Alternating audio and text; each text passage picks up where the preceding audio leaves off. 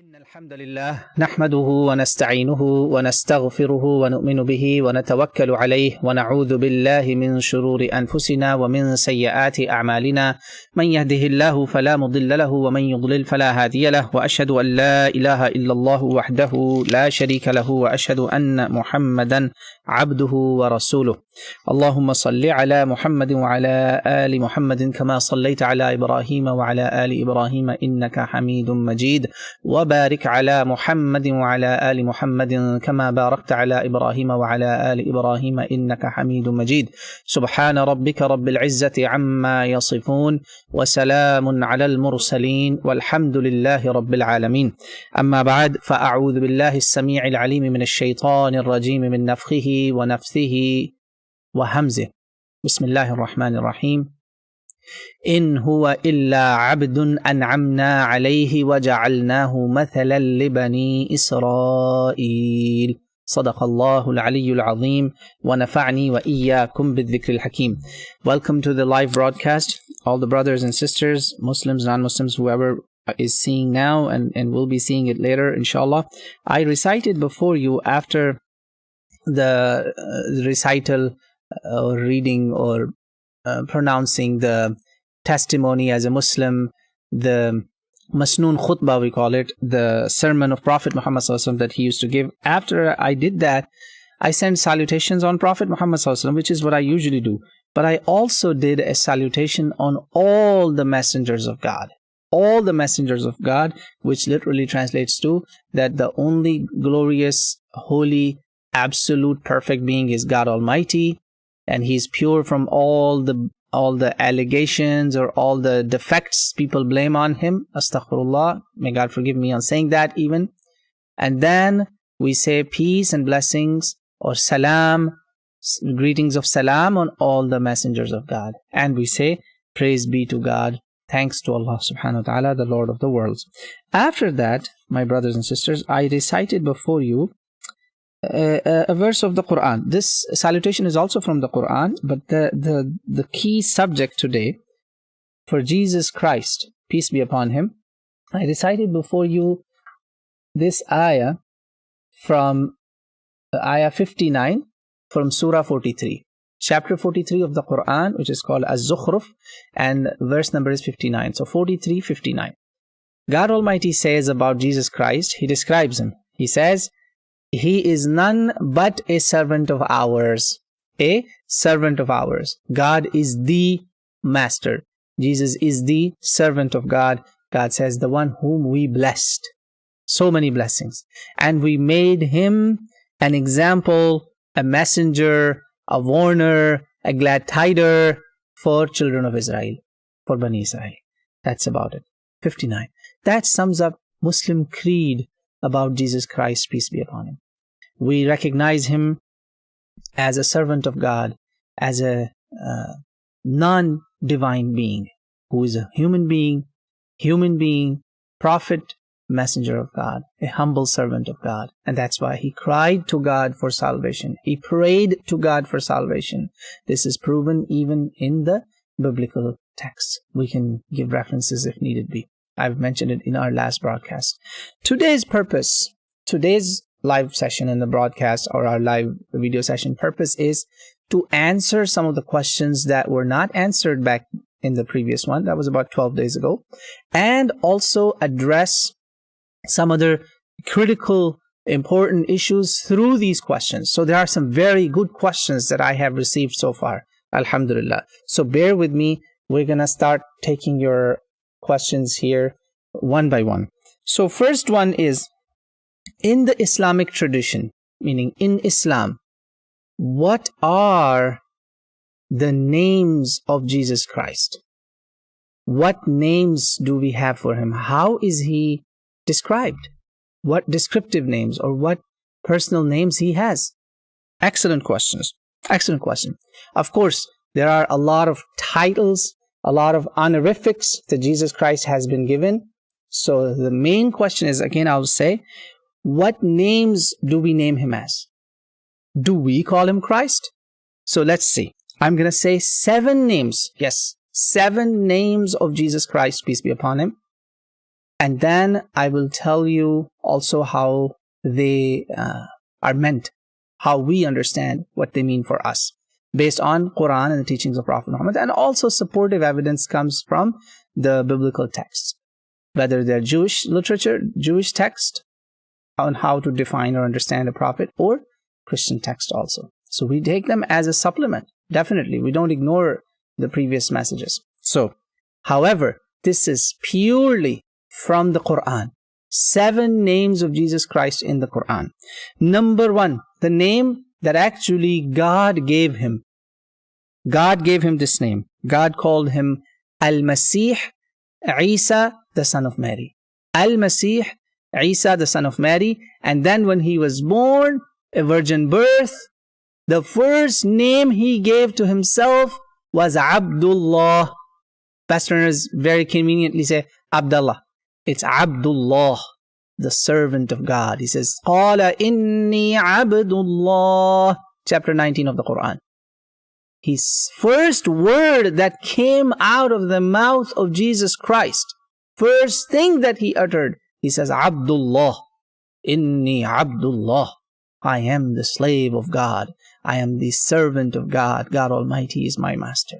This is what Jesus said. Just like that verse of the Quran that I quoted at in the beginning. So, you've already heard 3 names. Messiah, Al-Masih, Isa the son of Mary, Abdullah, Kalimatullah, Word of God, Ruhullah, Soul of God, or Spirit of God, Soul from God Almighty. Number 6, Sign of God. Number 7, a mercy of God. Mercy of God. Beautiful. 7 names of Jesus Christ. Isa literally is Jesus because of the Latin and Roman linguistic interventions. Isa became Jesus. Really, it's Isa. Isa, the son of Mary, in the original languages. Hebrews or the Arabs, they all called him Isa, the son of Mary. Even Arab Christians today call him Isa. Anyway, these 7 names. Let's understand each one of them. So Isa, we know Abdullah, servant of God. Then we know Masih. Masih means Messiah, Mashiach, Messiah, Masih, Messiah, or Christ translated. They are all equivalent in Islam. The Jewish understanding of Messiah, with little bit of changes from that, we don't think Messiah has to be a king. Messiah is someone who is anointed by God, chosen by God. He's a healer. He has the blessing. He is blessed by God. He's specially blessed by God. There are more than one Messiahs or Messiahs mentioned even before Jesus Christ. But the Messiah, Al-Masih, God himself, as it befits his majesty, he called him Al-Masih before even he was born. When the news of conception was given to Mary, this is mentioned in the Bible and in the Quran, both places. So Muslims understand Messiah as this, that we understand as someone who was born already anointed. There was no need to baptize him. God blessed him, special blessing of God. God gave him Messiah, Masah also, that his hand was blessed with this great blessing of God, that whoever he will do Masah will be healed, will be even back to life. This is the touch God gave him. Because, why is that? Because he's Ruhullah. God gave him the Spirit. There's no human sperm involved. No man's sperm is involved. Nobody's sperm. It is God's word. God said, be, and he became. That's why we call him Ruhullah also. Soul of God. Meaning God gave him that soul. It came purely from God. So very beautiful, respectful names, dignified names, as it befits the great persona of Jesus Christ, peace be upon him. And last but not the least, the 2. So word of God we understand. God said be and he became. Kun fayakun. God says be and he became. Like God told Adam be and Adam became Adam. Otherwise before he was just a statue of clay. So Jesus Christ, God told Mary be, and his womb conceived a baby by the word of God. That's why we call him the word of God, because there's no man who had a relationship with Mary. Therefore, he's born through a virgin birth. That's why he's called the word of God. Very honorable name, honorable mention, so that nobody even thinks of some man's involvement or anything with Mary. That's why actually Muslims never ever mention Quran or the Hadith or the teachings of Prophet Muhammad. Never mention a single word about Mary even having a fiance or even marrying to Joseph the carpenter. None of that. Quran totally has excluded it. Like there's no word of it. And sign and mercy, yes. He is a mercy for Bani Israel also. He came as a mercy because Israelites had killed many prophets of God, had done many wrong things, had done lots of sadly corruptions around them. There were a lot of bad things were being done with them. So still God was merciful and sent a mercy, rahmatullah, rahmah, a mercy. Very special mercy through his miracles, through the signs, through his teachings. He was so kind, brothers and sisters, that there's a beautiful hadith. This is in Bukhari and Muslim both. A man was stealing and Jesus saw him. This is in our hadith. Prophet Muhammad is teaching us that. So he saw him stealing and Jesus asked him and said, you stole, right? He says, oh, I swear by God. I swear by God I did not steal.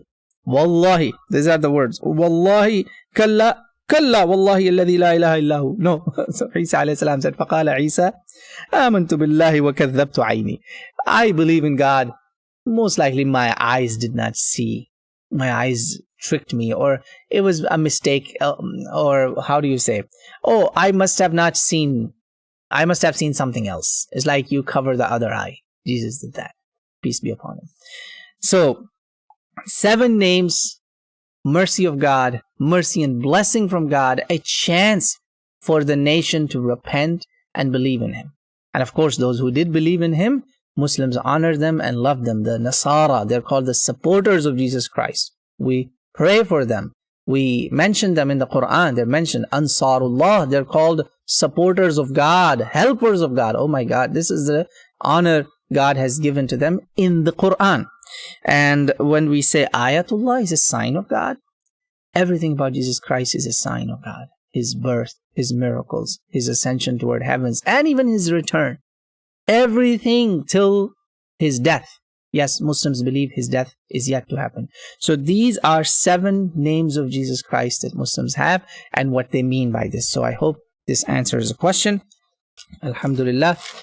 Remember, brothers and sisters, those people who are listening and attending this, Muslims are the only non-Christian people on this planet Earth who honor, love, respect, and really believe in Jesus Christ the way he told people to believe in him. Muslims are the only people who are outside of the Christian world. Nobody else outside of the Christian world has that much mentioning of Jesus anywhere like that. Okay? Muslims not only believe in Jesus Christ as a Messiah, as a Christ, not Messiah as God, of course, as a chosen one of God, anointed by God, as a sign of God, as a word of God, as a mercy of God, all of those things, and a servant of God. Muslims believe in everything, not just by name, but also every miracle that Jesus did. Muslims believe in that. Even the miracles that are not even mentioned in the Bible. Yes, there are miracles of Jesus Christ that are mentioned only exclusively in the Muslim Islamic tradition. Quran or sayings of the Prophet. Nobody else has those miracles. Nowhere. You can't find them. For instance, Jesus Christ, peace be upon him, was saved by the touch of devil. And his mother also. Upon his birth. Mentioned only in the Islamic tradition. Jesus Christ spoke in the cradle. Mentioned only in the Islamic tradition. Jesus Christ miraculously survived death and rose to heavens without being humiliated, without being killed, without being insulted on the cross and all that. He rose. That day several other people were killed and Jesus was not one of them. And he miraculously survived. This is Muslim belief. That without getting killed, God saved him. These are miracles of Jesus Christ that Islam has, and the greatest one of all is that he spoke in the cradle as a baby. When Mary, peace be upon her, brought him to people, And people were like, what? How could you have a baby? Where did this baby come from? She pointed at the baby and Jesus spoke. Chapter 19 of the Quran, Mary. There's a chapter in the Quran named after her. Please look at that. However, Muslims do not believe in divinity of Jesus. We don't think he's God or son of God or begotten son. We only believe that all humanity metaphorically could be seen as children. But God does not need physical children to forgive people. He's so forgiving and so merciful that he could forgive whomever he wants without having to kill someone of his own. Why would he have to kill someone in order to forgive someone? And that too, his own one? Nah, Muslims don't believe that. And the reason is, Jesus never claimed divinity. Jesus never said he is God.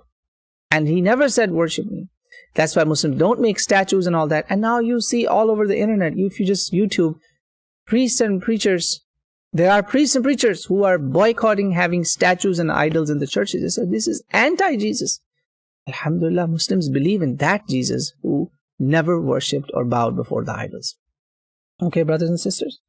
Now, next question. So I hope you understand now, where do Muslims stand about Jesus Christ? You're going to learn more. Somebody asked a question, have they met? Have Prophet Muhammad or Jesus ever met in any worlds? This is a very interesting question. The answer is yes. Three instances, and some are multiple. So first one is when he ascended. Prophet Muhammad has a journey where he ascended toward heavens. He saw Jesus Christ. This is agreed upon. Hadith Bukhari and Muslim. Muttafaqun alayh. Bukhari and Muslim agreed upon. He met Jesus on the second heaven. Very beautiful hadith. This is very beautiful hadith. It's 3247 of Bukhari, and Muslim, I believe, is 164. Prophet Muhammad said that I met not only Jesus. He says, this is Sahih Bukhari, the number is 3247, yes.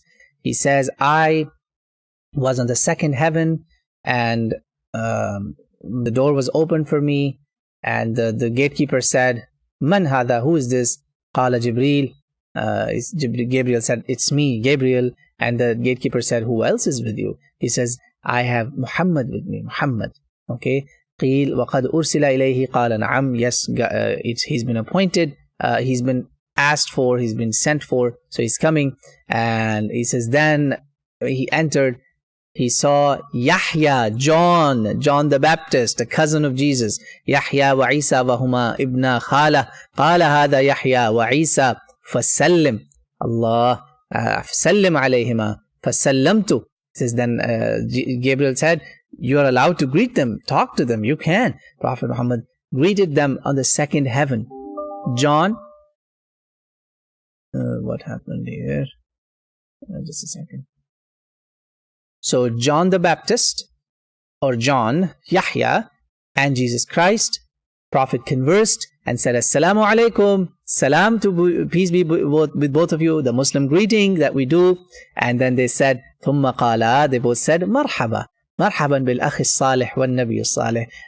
Welcome, O noble brother of ours, O noble prophet of ours. So righteous prophet, noble prophet, beautiful. Righteous person, or a noble and righteous prophet, beautiful.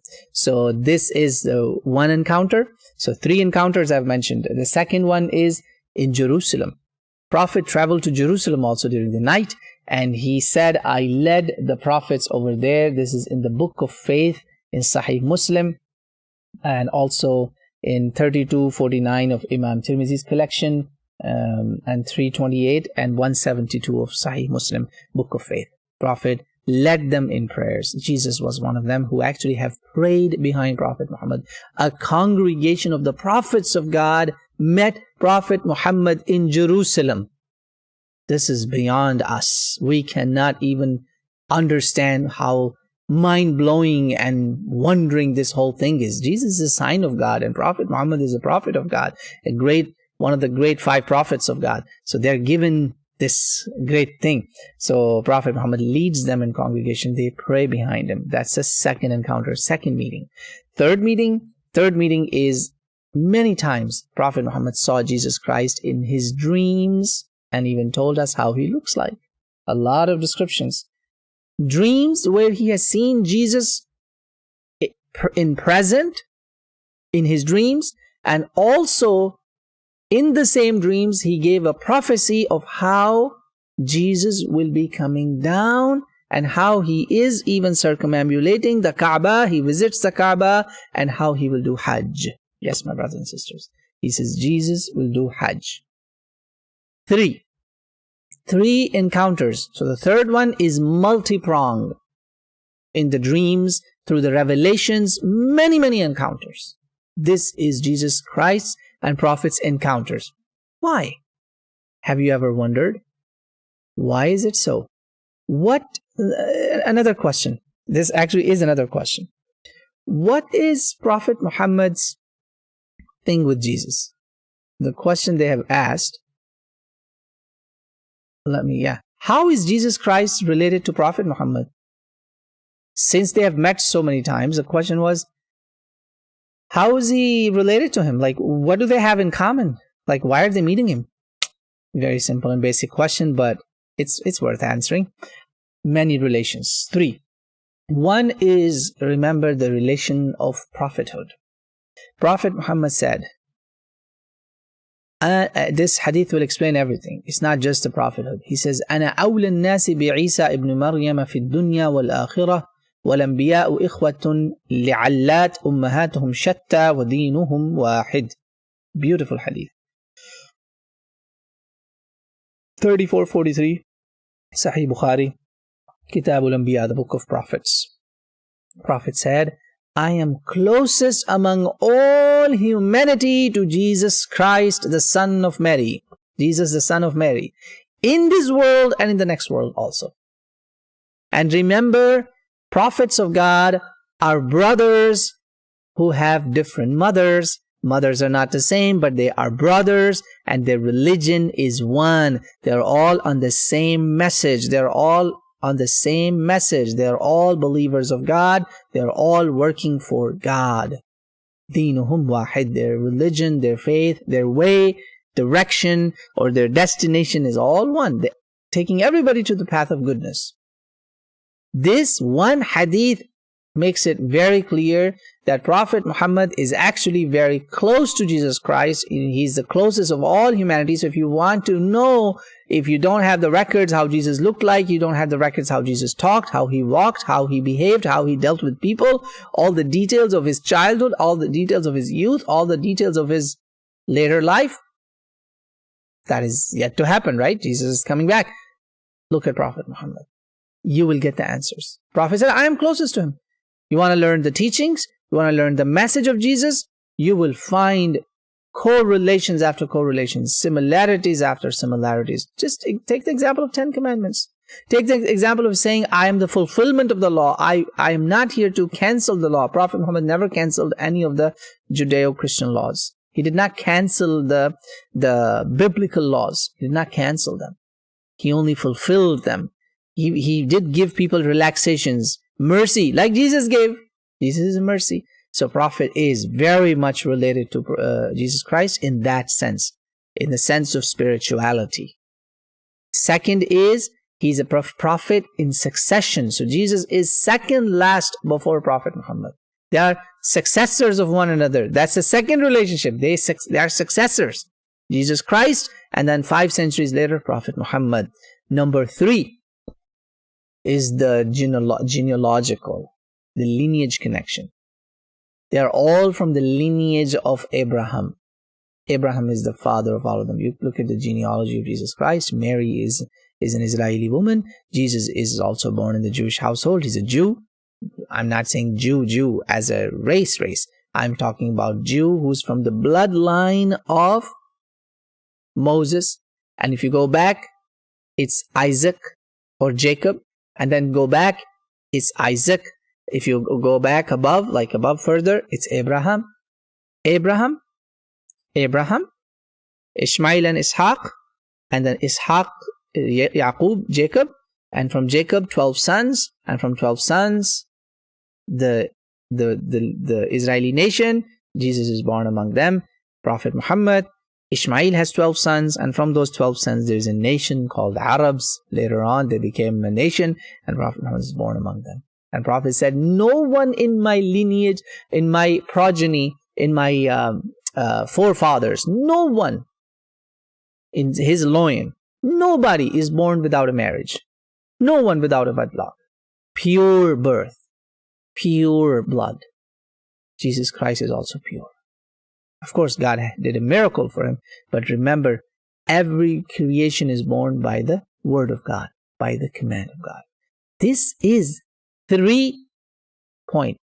Remember, there are 3 relations or 3 explanations that how Prophet Muhammad is related to Jesus Christ. Jesus Christ and Prophet Muhammad, peace be upon them both, and all the prophets and messengers of God are very much related spirituality-wise, in succession, and also in their genealogical connection, or they're all from the children of Abraham. They are Abrahamic. That's why their people are called Abrahamics. Everybody claims to be an Abrahamic. So that's the answer to this question. Somebody has asked a question, will Muslims ever see Jesus too? If you mean in this world, those Muslims will see who will witness his descension from the heavens to the earth. Advent. Remember, the word is Advent. Adventism. There's a whole ism in the West. There's a lot of Adventist movements that started in the start of early 20th century. Because of World War and all that, a lot of Christians thought that's the time Jesus is coming. So a lot of Adventist movements came, like Seventh-day Adventists and Jehovah's Witnesses and, even Mormons. They all are Adventist movements. And a lot of them came in that time from Bern district of New York. A lot of them actually are rooted there. So anyways, Muslims believe in advent of Jesus, but not the way Christians believe. The difference is that we don't call him God. Okay, so therefore we're not saying God is coming and setting up a court and he's going to send people to hell and heaven. No, we believe Jesus Christ is coming in this world and he will be a judge, he will be a ruler, join Imam al-Mahdi, okay, the righteous Imam, the noble Imam from Prophet Muhammad ﷺ's lineage, and he will be with Muslims, hand in hand. He will walk with Muslims. Muslims will see him. Yes, Muslims will see him. Christians will see him, Jews will see him, and they all have to believe in him. Those who don't believe in him, I'm not saying that Jesus who gave his other cheek will be fighting them. Like he said in the Bible, bring me the sword. Bring me swords. Remember that? A sword or swords. Different translations use different. 1 sword, 2 swords, 3 swords, or swords. Jesus, yes. Muslims will see Jesus in this world also. Of that time when Jesus returns, or comes back, or comes down. And in the next life, of course, if any wish we have, God will grant it, as long as it's not an evil wish. If it's an evil wish, the evil person cannot make it to paradise. So yes, inshallah, we will see Jesus Christ. Inshallah, in this life also, and in the next life too, inshallah. Of course, in the next life, it depends if we make it to paradise. If we make it to Jannah, then we will see him. Otherwise, we may not see him. So I hope we go to paradise, we go to Jannah, and then we will see him, inshallah. Because there are some people, Jesus Christ will say, I don't know you. This is in the Bible. Like the hadith of Prophet ﷺ, he will say, فَسُحْقًا سُحْقًا, get away from me, you wicked people. Prophet will tell some of the Muslims. I hope we're not one of those. None of those. We're not none of those, inshallah. So, here comes the question. The question is, since Prophet Muhammad, we claim that he has met Jesus in Mi'raj, in Al-Isra, in his journey to heavens, and in Jerusalem, and in his dreams, in the revelations, God has shown Jesus to Prophet Muhammad ﷺ, where he said, I swear by God, wallahi, Jesus will go for Hajj. This is in the future. Prophet mentioned that. This is in Sahih Muslim, 2877 and 1252, 2 different numbers. So he will do Hajj. So Prophet should know how he looks like, right? Now, this is a collage. All the descriptions Prophet ﷺ gave, I'm going to tell you that, a summary of it real quick. Remember, in this collage, this is a collage used by our Christian brother, and I've, basically all these different image, pictorial depictions of Jesus. Muslims, that's why we don't do it. I mean, if he's in a black church, if he's in a church of African Americans, they wouldn't use a blonde Jesus there. pretty much. Especially if you go to Africa, Jesus is not blonde there. If you go to Middle East, Jesus is not blonde there. Mostly Jesus is blonde in, like white among the white nations. So, green-eyed, blue-eyed. Remember, Jesus was born in Bethlehem, or in Jerusalem. Anyways, he was in Palestine. He cannot be blonde, right? He can't be blonde. So anyway, now I'm going to tell you what Prophet ﷺ said about Jesus Christ. Prophet Muhammad said, you can keep looking at it or it will disappear, I think, in a few seconds. This is what Prophet told us, and this is from the most authentic descriptions of Jesus Christ the Prophet gave us, and I have them from Bukhari and Muslim. It's a summary of all. And in the Book of Faith of Sahih Muslim, we Muslims have to have faith in Jesus Christ and everything Prophet told us about him, right? The Quran does not speak of his descriptions. Prophet Muhammad does. Prophet describes it, and the words of hadith are beautiful. This says, na'at of Rasul. Prophet is doing a na'at. Allah describing Jesus, and na'at we use in the Indo-Pak subcontinent as a way of madah, as a way of praising someone. He says, this is what he said. He says his face was sort of, his skin tone, Prophet said, al-hamrat wal-bayad, white reddish. So it's not pure white. It's more toward the redness, okay, sort of reddish, glowy skin. A fair complexion, so he's not black. Then Prophet ﷺ also said that Jesus is marbu' al-khalq, beautiful. Ja'dun marbu'. The words are so powerful. It says his overall build was modest, not huge, like huge, very big, or not very tiny. Marbu' al-khalq, Ja'dun marbu'. And then his hair looked like crispy and curly sometimes, and with some straightness in them. Curly but straight. Beautiful. Curly but straight with a crisp, well built, not tall, and as if you look at him as if someone has just came out of a shower. Beautiful. These are the descriptions of Jesus Christ in Sahih Bukhari and Sahih Muslim. You can look at the entire chapter in the Book of Faith, chapter number 74. I would say start from 73, 74, 75. You're going to love it, inshallah ta'ala. So Muslims and non-Muslims all. And that's about it. And of course, even in the future descriptions, the Prophet is telling us that we will see him. He says, I see him making a circumambulation around Kaaba where there are two people around him, two persons. God knows if it's two angels or two persons, we don't know. And Prophet said, the angels told me. See, that's why in the hadith it's most likely leaning toward angels. There are two angels, probably those who carried him. He says, I see water dripping from his hair, like drops of water coming from the hair. Subhanallah. He says, Sabat al-Ras. Like, after ghusl, after shower, water is dripping a little bit. And he says, he said, beautiful, wide shoulders, shiny face. And I asked them, who is it?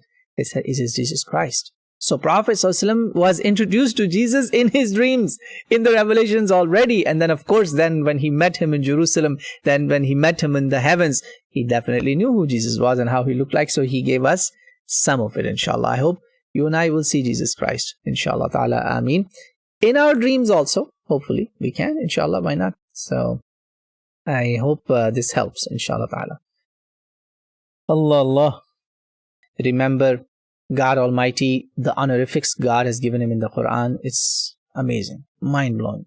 God called him Wajiha, Sayyida, wa Hasura, wa Nabiyyam min as-Salihin. Meaning Wajih, just like the hadith Prophet ﷺ described us how he looks like. Wajih is someone, when you looked at him, his personality and his looks have that great charismatic personality with honor, it's like you want to honor the person. It's honorable personality. That's the word wajih. Wajih in his looks and wajih in his character. And Prophet ﷺ was also wajih in all his manners and characters and his looks. You don't have to go too far. That's why Prophet said, I'm the closest to Jesus in this world and in the next life too, right? So in the looks also Prophet is, right? Not exactly in the looks, by the way. In the looks, he says, I resemble in the face more with Abraham. And Abraham was also one of the beautiful prophets of God. So anyway, Sayyid means the master, the leader of people, the one who leads, who's Sayyid is also an honorific to not anybody, to someone who is a leader, a person of great virtue. Like Prophet Muhammad ﷺ's family members are often also called Sadat. Usually a tribal elder is also called a Sayyid. Usually among Muslims, any prophets of God, we call him Sayyiduna, our leader, our master. And even some of the greatest companions of Prophet ﷺ, like the blessed 10 and the great ones, like the righteous caliphs, we call them Sayyiduna. They are our Sadat, true Sadat. Those people who are true nobles, like a noble.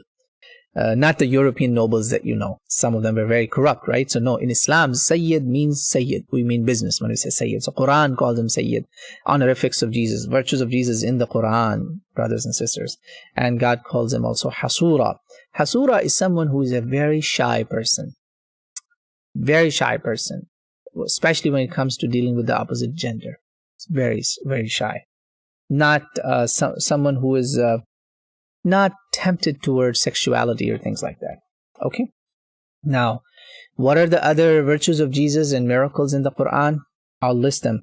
Remember, Jesus is a sign of God. So, his virgin birth, he spoke in the cradle, he testified for the chastity of his mother, he called himself servant of God, Abdullah, and then during his prophethood, during his time of ministry, that Christians use the term, he healed the sick, he healed the blind and the leper, he told people what they ate and what they had in their homes, he breathed life into the birds of clay, specifically, not everything, raised some of the dead, not all, and also rose to heavens alive, not killed or humiliated on the cross. And then miraculously, he will also return in Damascus toward the eastern side of the minaret of the masjid. Prophet, when he was mentioning this, there was no masjid, there was no Damascus of Islam.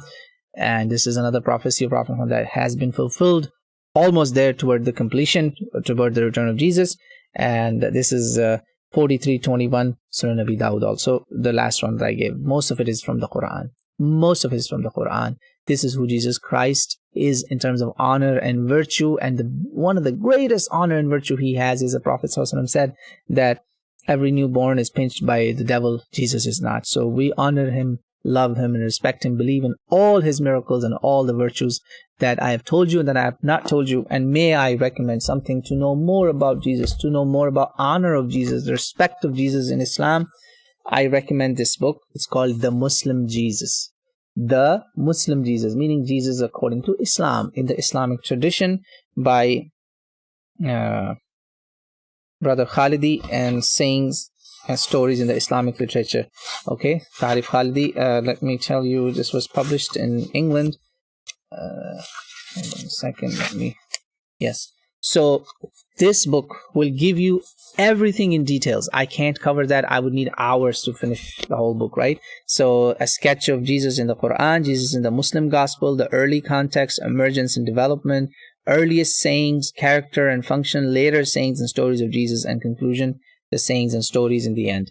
This book, if you read it, inshallah, you will learn a lot about status and honor of Jesus in Islam, what Muslims believe in him, how and why they believe in what way and what form. So that's about it. Somebody said, if Jesus returns, Muslims believe, and we've talked about it, then does that mean Jesus is the last prophet of Islam? How come Prophet Muhammad, Muslims claim to be the final prophet, the last prophet of God, and on the other hand, Muslims claim that Jesus is coming back? This is a question.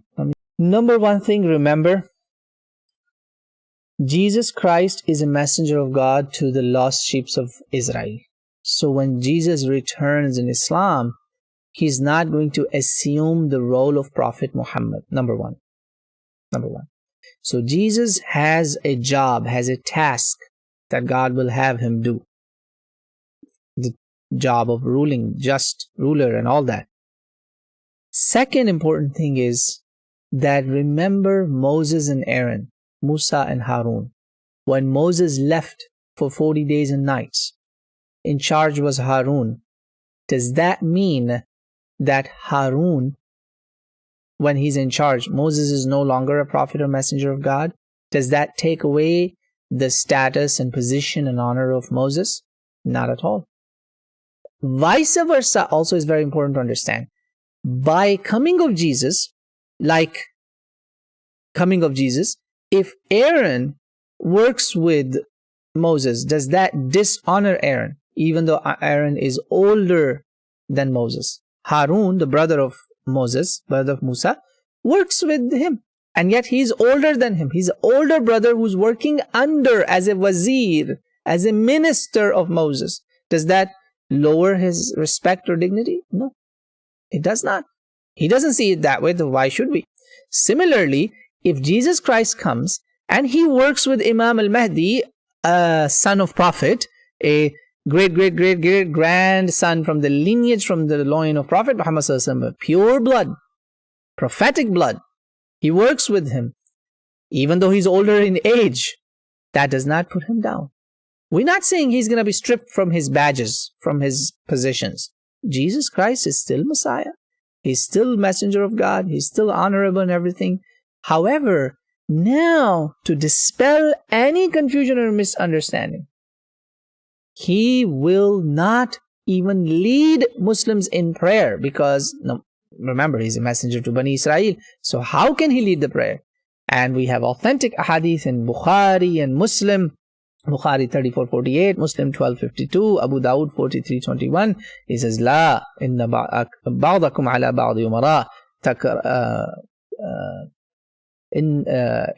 takramat Allahu hadhihi al-ummah." Yeah, God has honored.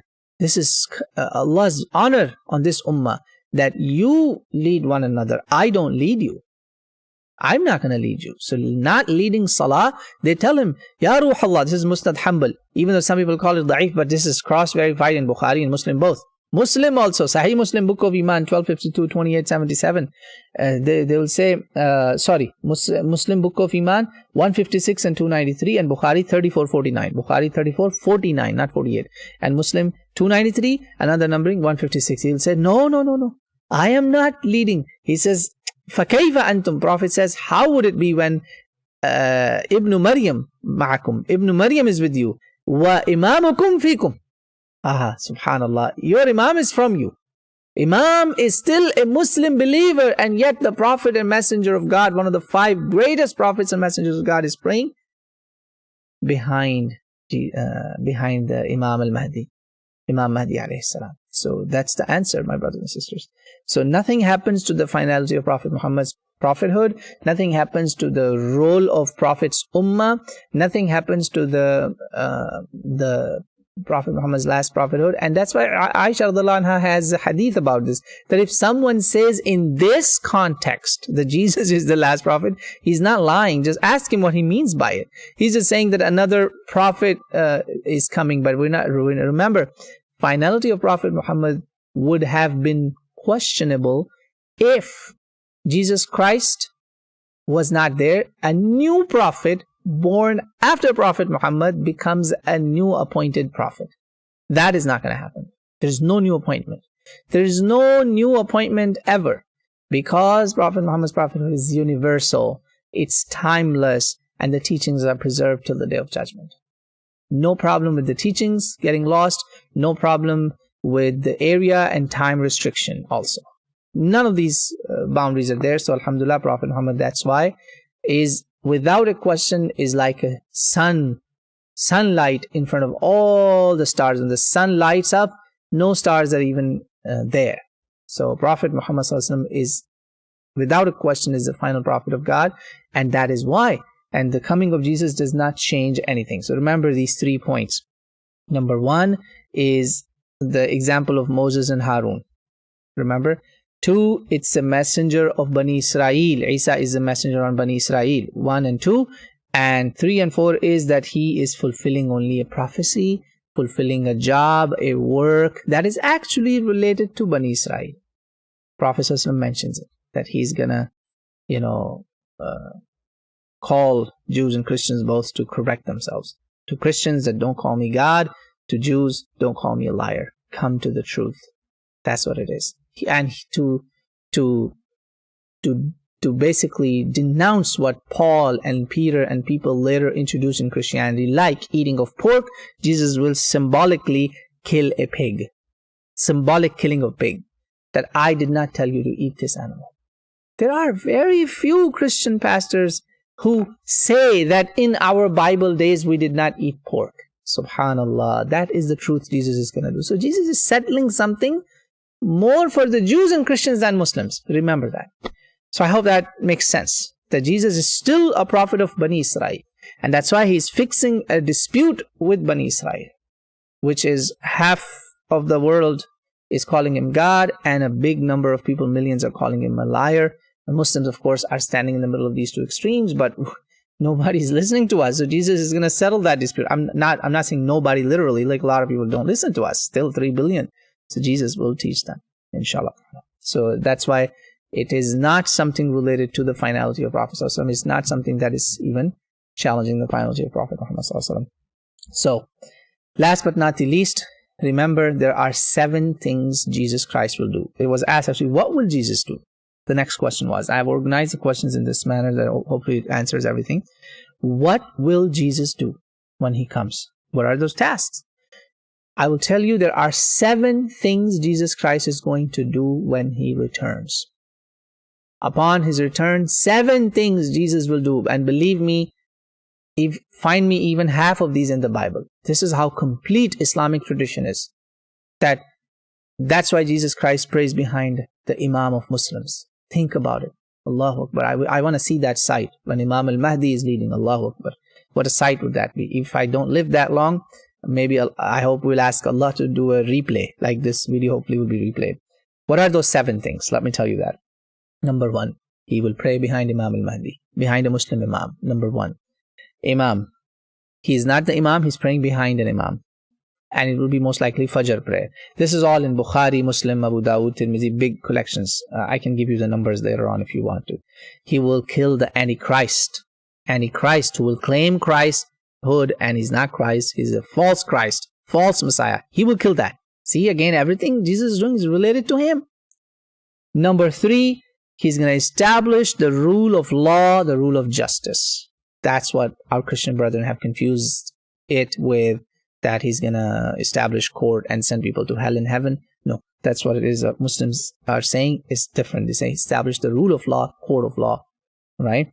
Number 4, he's going to establish, since he's establishing justice, cross that is a symbol of divinity and symbol of murder, humiliation, he breaks that. He says, not a good symbol you're carrying about me. Number 5, he kills the swine. Symbolic again. To give a message that I didn't tell you to eat this animal. Okay, it was forbidden. It's in the Bible. Pork is forbidden. Jesus never allowed pork. I don't believe in Paul as my Jesus. Paul is not Jesus for me. Remember. 6, he will do Hajj. From Fajr Rawha, he will start his talbiyah. Labbaik Allahumma labbaik. Jesus is going to do that. Inshallah ta'ala.